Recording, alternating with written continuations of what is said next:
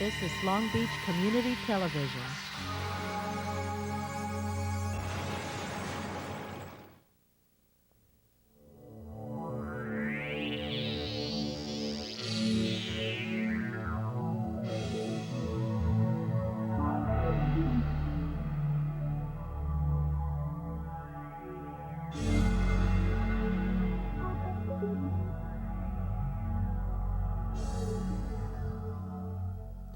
Imagine Area 51 and the new technology.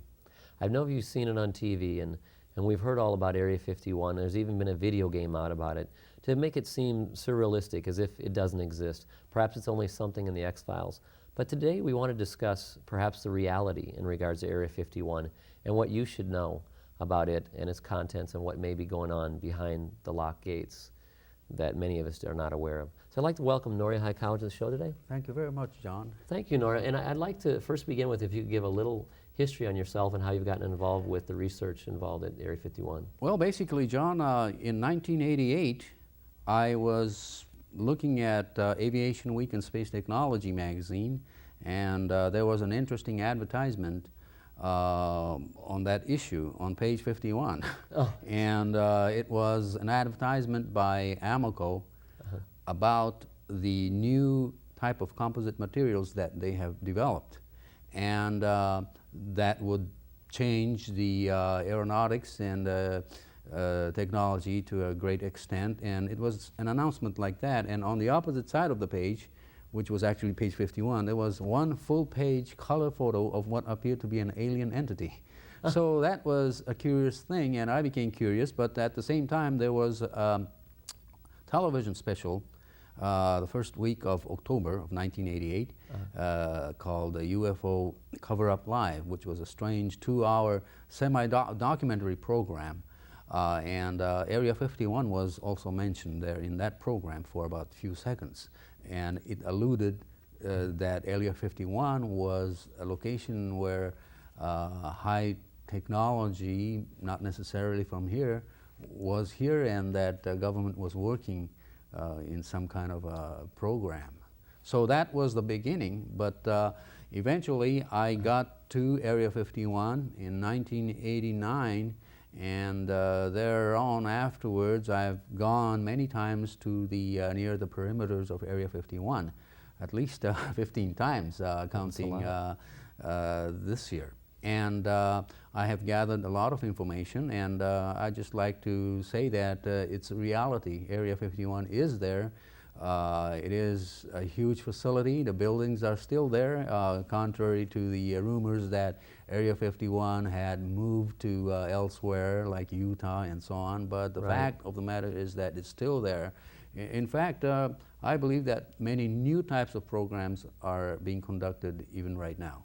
Even with all this publicity that people now, because we're being bombarded with the awareness that Area 51 exists, such movies like Independence Day and so forth, they still are going on with research there. Definitely. In fact, it's my personal belief that the hype about the so-called alien presence could be a well-concocted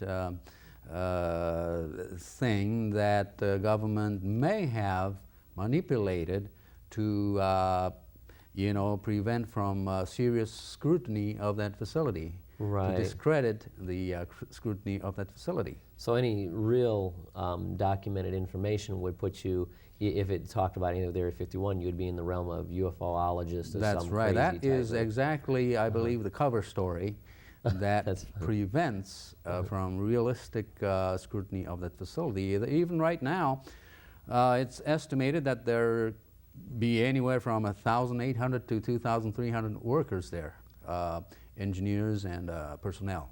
Wow. Now, another question I have is Area 51. Normally, when you're numbering areas, you'd go 1, 2, 3, 4, 5. What other areas around there that are 50, 49, 50? I mean, yes. Is that just randomly picked? It's very strange because right next to Area 51 are such smaller areas called Area 9 and 13 and 11.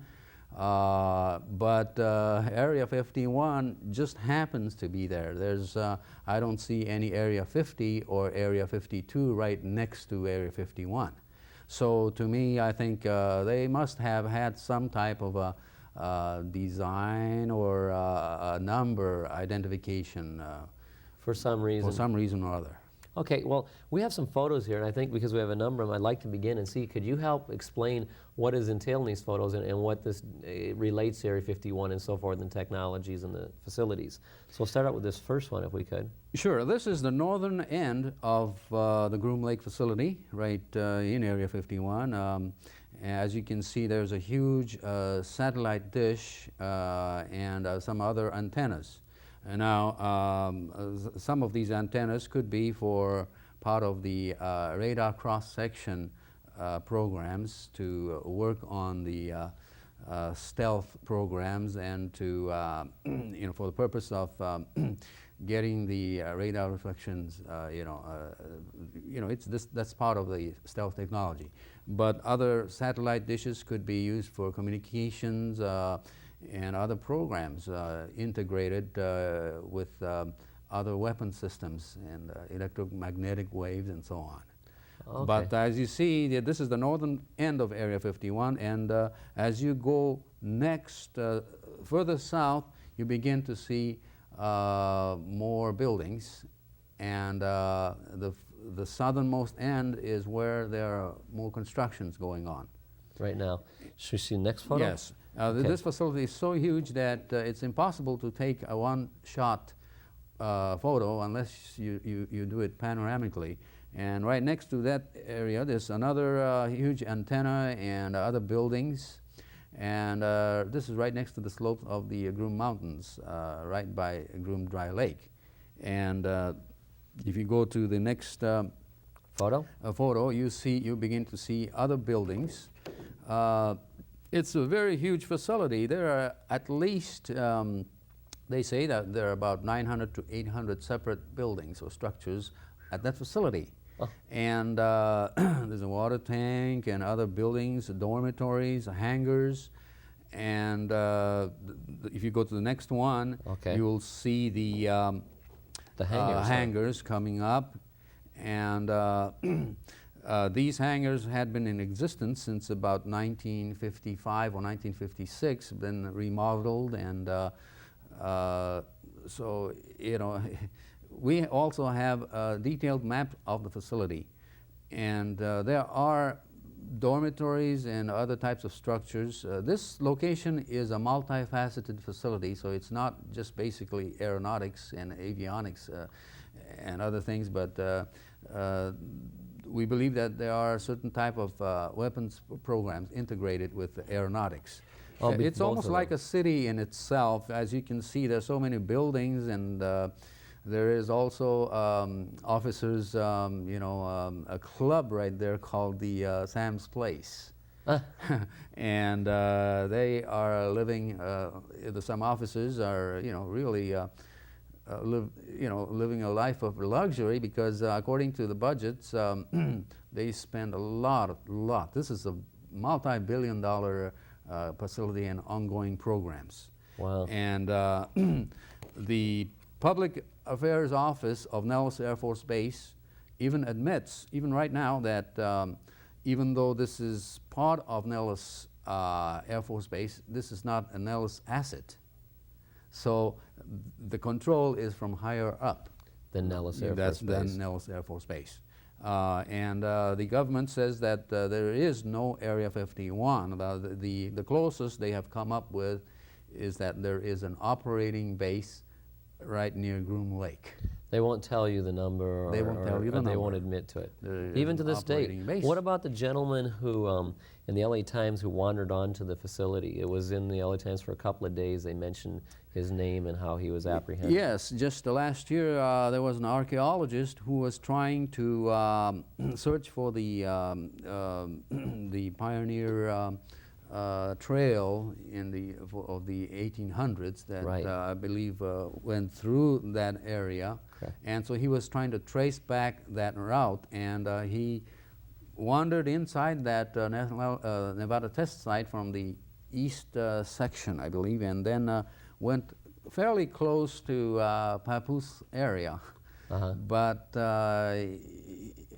it just he saw some interesting material like you know, the reddish light near the Papoose Mountain. But other than that, there wasn't that much information. And remember that Area 51 is a multifaceted facility. There are many hangars, and especially it's interesting that the largest hangar at that facility is called Hangar 18. It's a huge hangar, equivalent to probably 5 or 6 stories high. Wow. And How wide is originally, it? yes, it's a huge building. The rumor is that it housed the so-called Aurora or other type of triangular craft that they had been working, as they say, or speculate. And this is Hangar 18. So a lot of the things that are in there are symbolically used. For example, this building, Hangar 18, is a reflection of the so-called, the rumored Hangar 18 at Wright-Patterson Air Force Base in Ohio. And so again, there is a symbology there. Right, the same Hangar 18, the same right. number. That's right. And right next to that, again, going further south, are another series of buildings.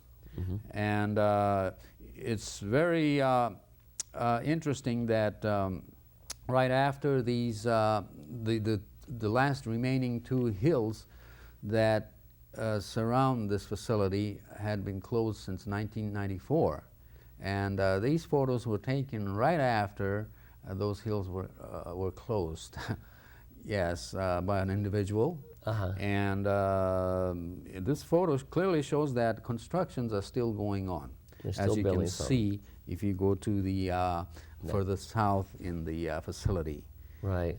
And right now, about 29 former workers of Area 51 are trying to bring litigation to the government because they had been exposed to highly toxic materials while they were working at that facility. And some of them have passed away in the past few years. And right now there are at least 29 former workers and their families. That work that does not exist in Area 51. That's right. And they are suing the government because they were exposed to toxic materials without their consent or knowledge. Right. And they have become sick, and they had been some of the sickness are so strange. They began to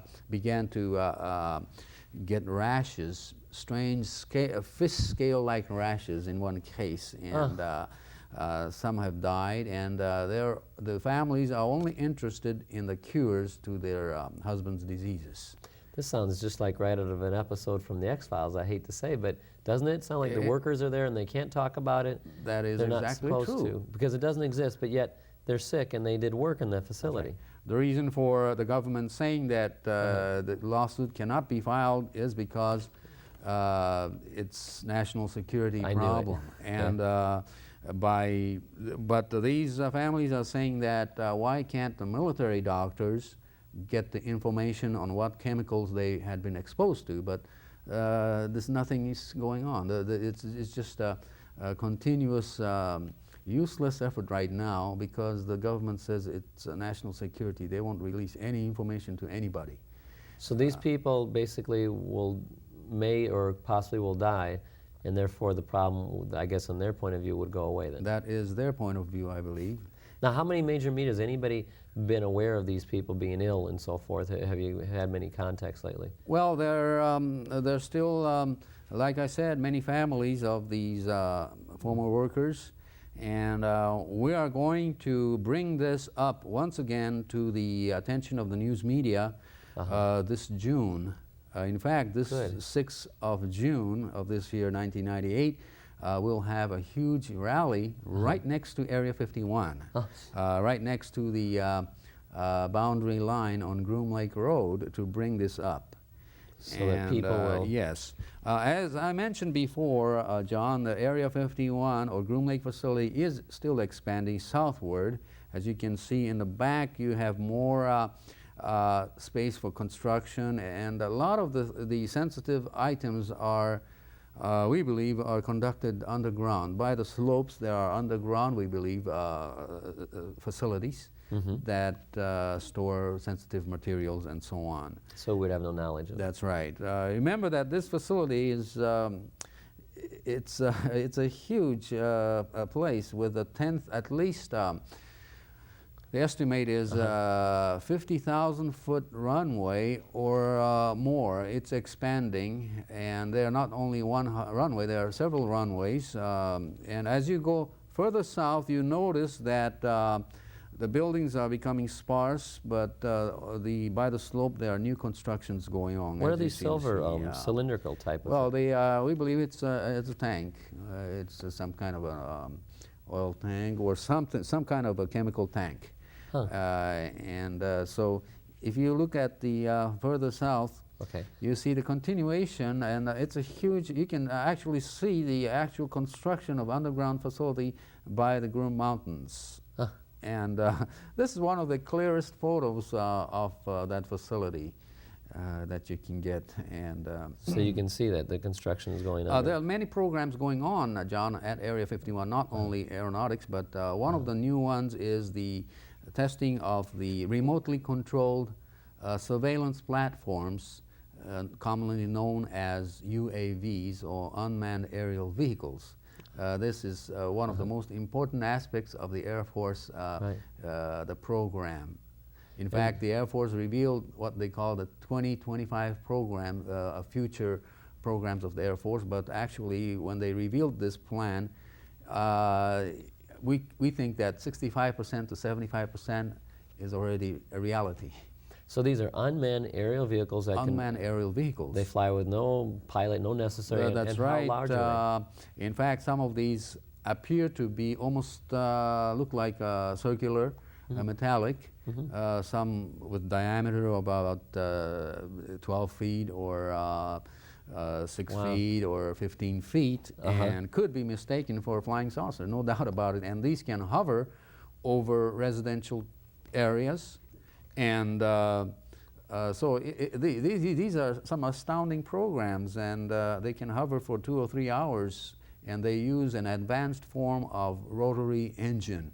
Advanced form, so they make a very low humming sound, very hardly audible. Did they do any experiments with these? Didn't I hear on the radio last night you were talking and they mentioned experiment they did in a mock city of some kind possibly? Yes, in fact, Fort Benning, Georgia is the location of a mock town that they created to test these UAVs. But these are, the ones that are being tested in Fort Benning is basically Sikorsky.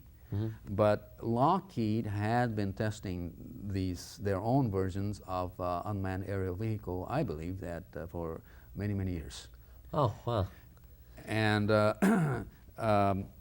we're coming close to the southern end of the facility with the continuation of the runway and the old control tower over there. Is this one of the longest runways? This is one of the longest runway in the world, if not the longest. For landing. That's right. And you know, there are still engineers and workers going into this facility from Las Vegas McCarran Airport many times a day by using 737 jets from Las Vegas. There's a special section of Las Vegas International Airport, McCarran Airport, where these workers aboard these 737, it's called, it's known as Jeannette Airlines, but by nickname. But they go over there. There are several flights a day to Groom Lake, and some actually, we believe, fly from Palmdale area down to from Edwards Air Force Base also. And so there, considering the fact that there are many dormitories there, some of the personnel may stay there for a few months at a time, shift, but some workers may be on a daily basis. We have no idea for sure about how much. Now this is still some of the just going towards the southern end, and you know, this is coming, you know, maybe about 6 miles just north of the Papoose Lake, which is another dry lake 10 miles south of Area 51 or Groom Lake. Now that is the location where the allegedly there is another facility by the slopes that you cannot see from satellite. But that is simply an allegation. You can't see anything on Papoose Lake. Right, so we don't know. We don't know. Right. That makes sense. Now, are these some more southern pictures? Yes, this is the one of the second last picture. As you see there on the slopes, you can see the vastness of that location. Many new construction going on, and finally we come to the southern end. This is probably, like I said, about 6 miles coming north of Papoose Lake. Right. And so, what goes on over there, John?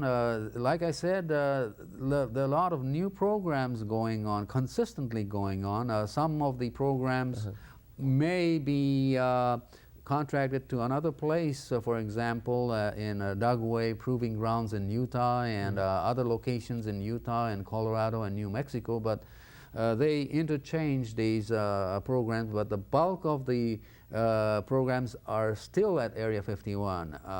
When certain groups go to another location, then it's replaced by another project and their personnel. So it's constantly going in and out. But it's still there, it's healthy, it's alive, and it's going on right now. What about, mention some of the other technologies, what about the holographic technologies? Well, interesting thing is that they're working on a daytime, what they call a daytime stealth technology, in which they use electrochromic panels and to reflect the background scenery by some kind of a photography, like a video, and project it to the other side of the aircraft or the bottom portion of the aircraft to bring about a transparency effect. In other words, by using many of these electrochromic panels, they reflect the background scenery into the front. So the background color of the clouds will be reflected on the front part or the bottom part of the aircraft to bring some type of a transparency effect. Not completely, but so these are some of the things that they're working on. So you wouldn't be able to see it, it'd be practically invisible. It'd be difficult. You could see it probably, but it'll be very difficult to really, it could be confusing. Now, didn't you have a video where it showed a soldier and you could not see him at all? These micro mirrors? Yes, those are also part of the Pentagon's new programs. That is part of the, the whole cost-efficient programs that's coming up to confuse the enemy. And so this is a deceptive device, which is very interesting. And another deceptive device, I believe personally, is that they now have some type of holographic projection devices attached to some of these aircraft to possibly bring about a three-dimensional image, three-dimensional hologram image enlarger or maximizer, so that the person that's seeing the aircraft from the bottom may get an impression that the aircraft is actually 800 feet long, the span of the wings, instead of actual 200 feet long. So they can project an image that you may appear to be real, but it may not be real whatsoever. That's right, they're working on that. In fact, Pentagon's new programs, InfoWar and those programs, are stressing these types of devices to confuse the enemy and so on. And so who knows, some of these technologies could be applied to civilian situations, and we could be deceived by one day by seeing maybe a huge, what appears to be a flying saucer type thing flying.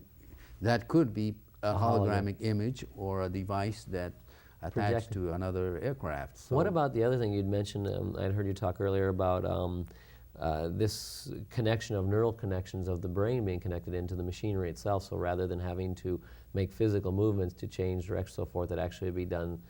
Yes, the brain frequency control guidance. This had been developing in Wright-Patterson Air Force Base since the 50s.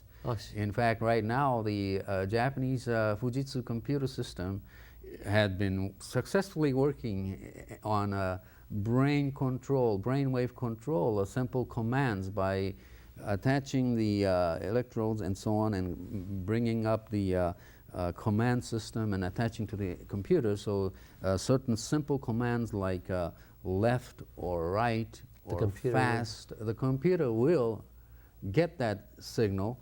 And some pilots are going through the training. This is a fact. So you just think turn left, and the plane actually would be able to respond. That right. is part of the program, continuous program research of Pentagon. Now that is simply amazing. Now all these technologies are amazing. It's great stuff. But personally, I believe that the smoke screen to all these amazing technology is the cover story of the so-called flying saucer and alien presence. Now, I can't prove at all that there are no alien presence, but we can prove that we have technology that's so astounding, even right now, that people are not aware of. That they would consider to be alien because of the fact that it seems so far advanced from what the public is giving knowledge of. That's right. In fact, a good friend of mine, Mike Schratt, is a good researcher that also brings out this material, but he goes further into saying that a lot of these technologies were even developed in Germany just prior to World War II, and some of these technologies came to the U.S. and in 1945 with the Operation Paperclip, a lot of these experimental aircraft and so on, along with engineers, were transferred to the U.S. And so in 1945, 46, and 47, there were a lot of interesting things, experimental stuff, being worked on in this country, in White Sands and other locations. Before most people would even have an idea that this is even possible. That's right. So, you know, people just don't have an idea. In 1946, Northrop already had a prototype of a flying wing aircraft.